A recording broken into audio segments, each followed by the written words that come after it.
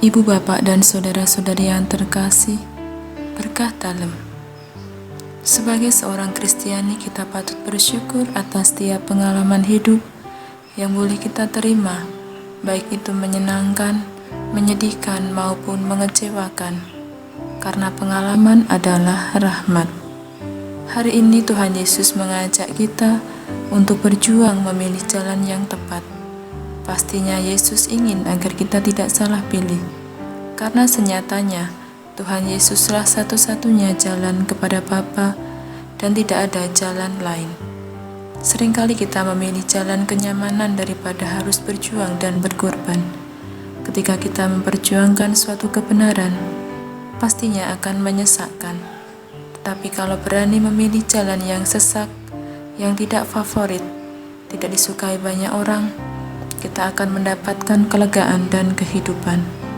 Kenyataannya yang terjadi adalah tidak banyak orang mau berhimpit-himpitan hingga memilih jalan yang lebar. Contohnya ketika ada yang bersalah kepada kita, lalu kita dengan terbuka hati mengampuni.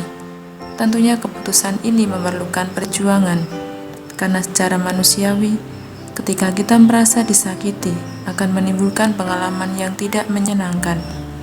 Inilah salah satu contoh memilih jalan yang sempit. Tapi, ada beberapa orang yang merasa sesak dengan pengampunan, maka memilih untuk tidak memaafkan dan mendiamkan. Bagaimana dengan kita? Apakah kita memilih jalan yang sempit atau jalan yang lebar? Disinilah kita berjuang untuk memilih jalan yang tepat. Tentunya dalam memilih, kita memohon bimbingan Roh Kudus dan selalu mawas diri. Ketika kita melulu mencari jalan kenyamanan, maka tidak akan terjadi perubahan yang signifikan dalam hidup ini. Bisa dikatakan, pengalaman hidup tidak memberi efek untuk menjadikan kita lebih berkenan kepada Tuhan.